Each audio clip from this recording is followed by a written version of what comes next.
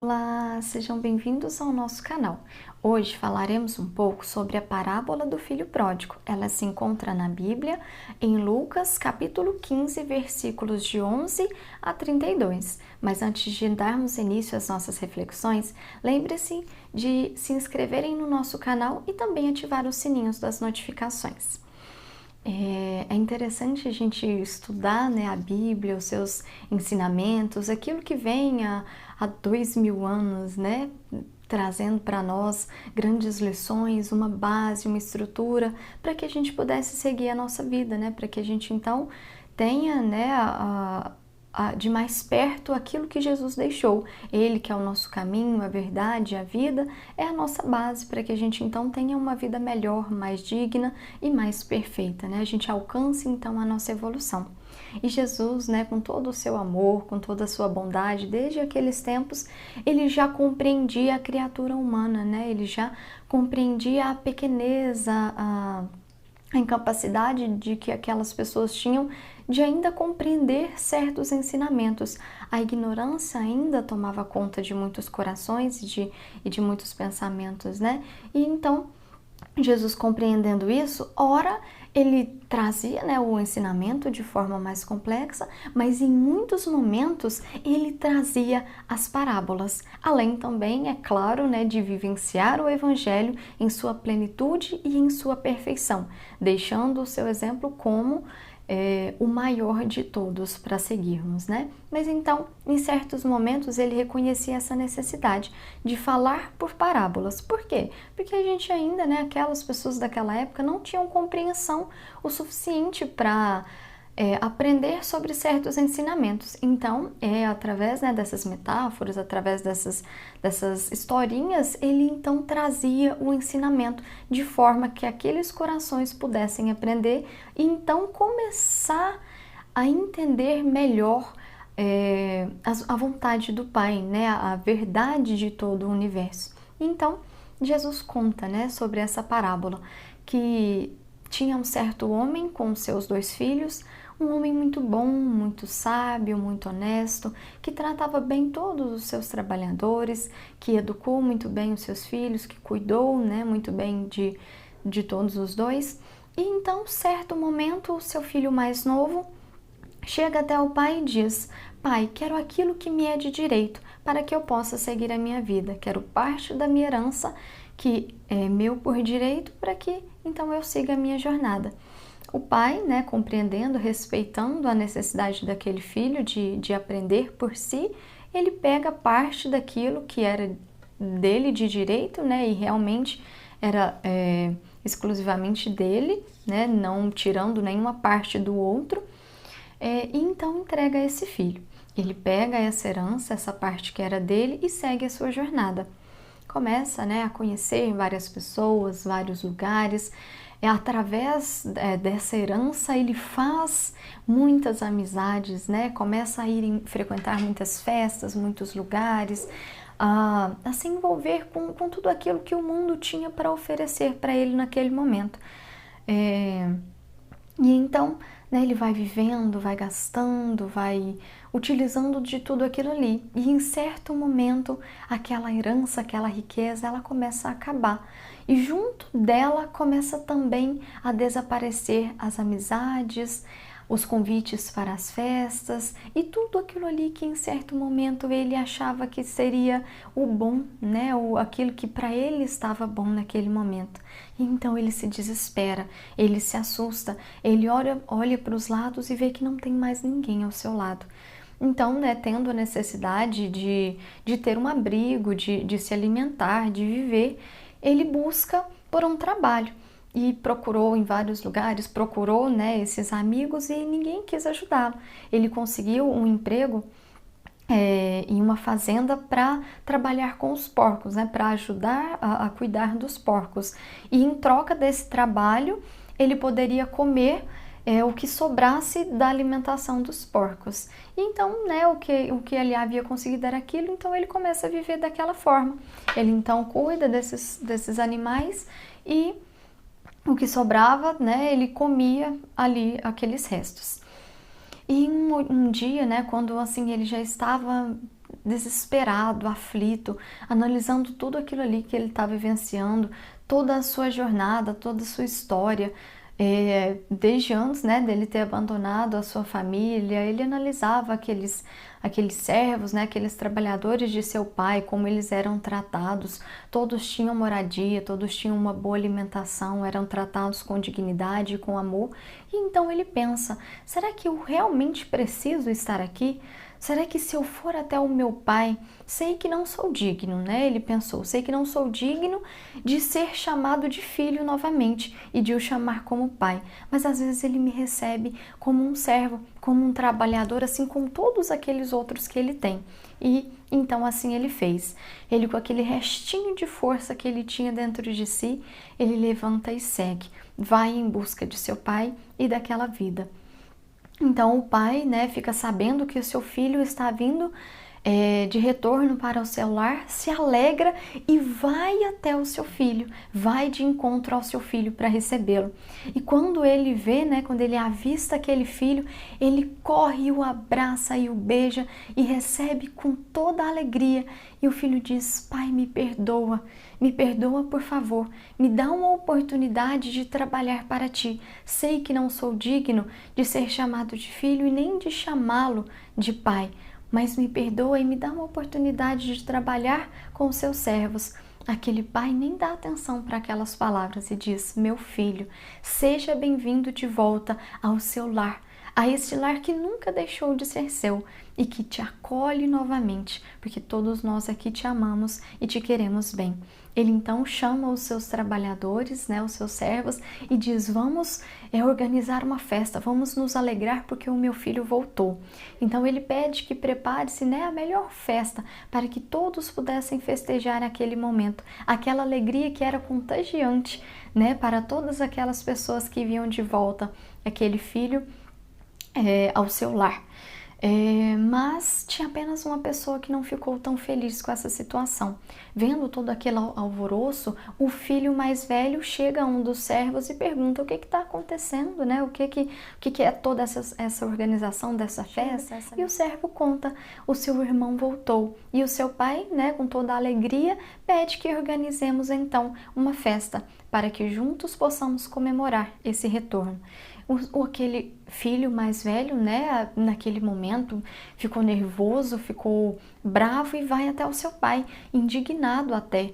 Pai, como pode? Eu que estive aqui todo esse tempo, que nunca saí do seu lado, que sempre te ajudei, nunca recebi uma festa, nunca pedi que o senhor fizesse até uma festa ou que matassem animais para comemorar com os meus amigos, e esse filho que foi, que seguiu, que pegou aquilo que era dele, que escolheu se afastar, agora o Senhor comemora o seu retorno? Será que é justo? E aquele pai, com todo o amor, envolve aquele filho e diz: meu filho, tudo o que é meu é seu. Tudo isso aqui está à sua disposição para você usufruir assim como eu. Não tem por que você se entristecer. Alegra-te, porque o meu filho estava caído e se levantou. Ele havia morrido e voltou para a vida. E assim, Jesus deixa esse grande ensinamento, essa grande lição, né, que podemos refletir inicialmente acerca desse pai. Um pai bondoso, um pai digno e um pai justo, assim como o nosso Pai, assim como Deus, que olha por todos os seus filhos, por todas as criaturas com o mesmo amor e com a mesma bondade, que guia o universo de forma justa e respeitosa, de forma que o livre-arbítrio sempre esteja acima de todas as coisas. Ele que não vem contra a vontade de nenhum dos seus filhos. Ele ama, ele quer o crescimento de todos, mas ele espera o tempo de cada criatura. Ele respeita quando nós escolhemos seguir um caminho ou outro, porque ele sabe que no final todos nós estaremos junto dele. Ele sabe que através das provas da vida e da nossa própria consciência, em algum momento nós buscaremos essa paz, buscaremos esse amor que já está dentro de nós, mas apenas aguarda o momento que a gente desperte. Então, né, o que eu acho muito interessante acerca desse pai é que Jesus vem trazendo um pai né? Um Deus diferente do que aquela maioria das pessoas conheciam naquele período, naquela época. Eles tinham Deus como não como um pai, mas como alguém a quem a gente tinha que temer, né? Um pai um Deus até, né? Que punia, que julgava, que castigava quando a gente ia contra a sua vontade. Então Jesus vem trazer um Deus de amor, um Deus que é pai, um Deus que é justo e um Deus que é bom.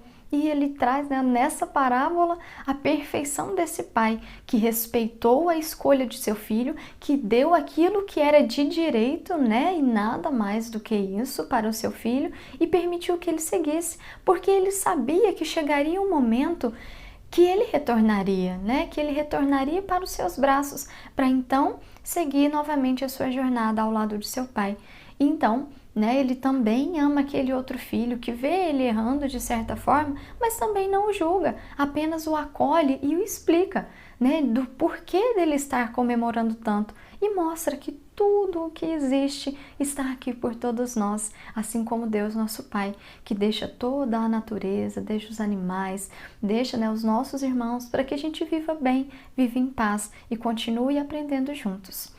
A segunda, né, personalidade que a gente analisa é a do filho pródigo, né, esse filho mais novo, né, aquele que não tinha ainda tantas experiências, aquele que ainda precisava muito aprender, que pede, né, tudo aquilo que é seu por direito e segue a sua jornada. Quantas vezes nós, perdidos, aflitos, atordoados acerca do nosso futuro, a gente pega, né, aquilo que a gente tem e segue às vezes distante do nosso Pai. A gente se esquece por um instante do seu amor e escolhe seguir por si mesmos, né, por nós mesmos e aquilo que a gente acredita que está bom por aquele momento.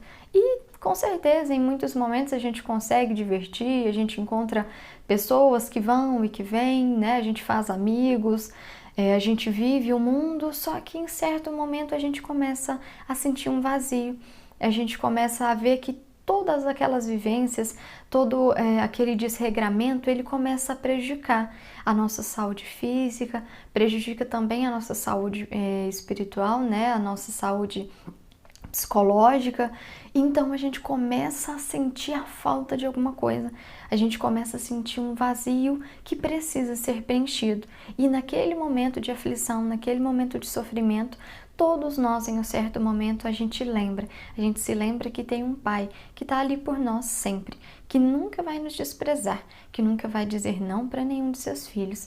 E nós voltamos então até esse Pai.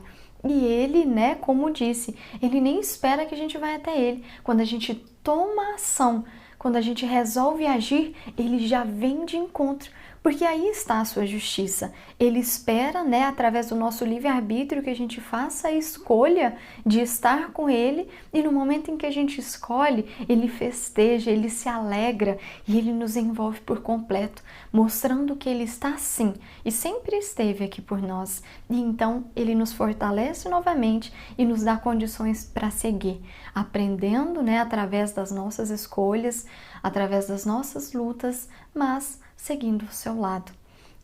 E outra, né, personalidade que a gente analisa é daquele filho mais velho, aquele filho que sempre esteve ao lado do pai, mas somente de forma física.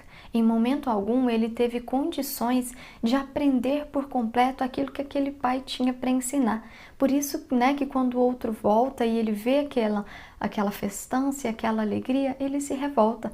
Por quê? Porque ele achou que o pai não tinha dado ainda o suficiente para ele. Por mais que ele estava ali ao lado dele, podendo aprender tudo o que aquele pai tinha para ensinar, ele não conseguiu tirar esse proveito, essas lições. E então, né, ele se revolta e nós somos assim muitas das vezes. Quantos de nós, né, que buscamos compreender o Evangelho, que a gente segue uma religião ou outra, ou seja, a espiritualidade em geral, em algum momento a gente sente que Deus está beneficiando alguns mais do que os outros e a gente se revolta até, né, contra o nosso Pai. Mas no momento em que a gente faz isso, ele vem novamente com esse amor que ele sempre tem e olha também por nós, toca o nosso coração e diz: filho, tudo o que existe nesse mundo é seu. Tudo o que eu deixei aqui é para cada um de vocês usufruir da melhor maneira.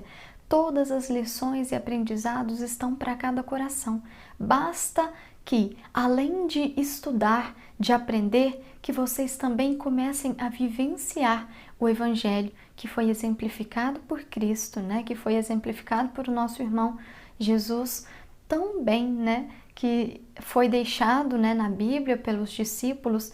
Então que a gente tenha essa sabedoria de não se rebelar, de não se revoltar quando a gente vê algum irmão que estava caído se levantar. Que nós tenhamos os nossos olhos para dentro de nós, que a gente saiba analisar a nossa vida, o nosso íntimo e ver, né, em que condição de filho que eu me encontro. Será que eu estou naquele que estou distante de Deus e que estou precisando me aproximar dele? Ou será que eu estou naquela de que, certo momento, eu estou pertinho, mas de coração eu estou bem longe?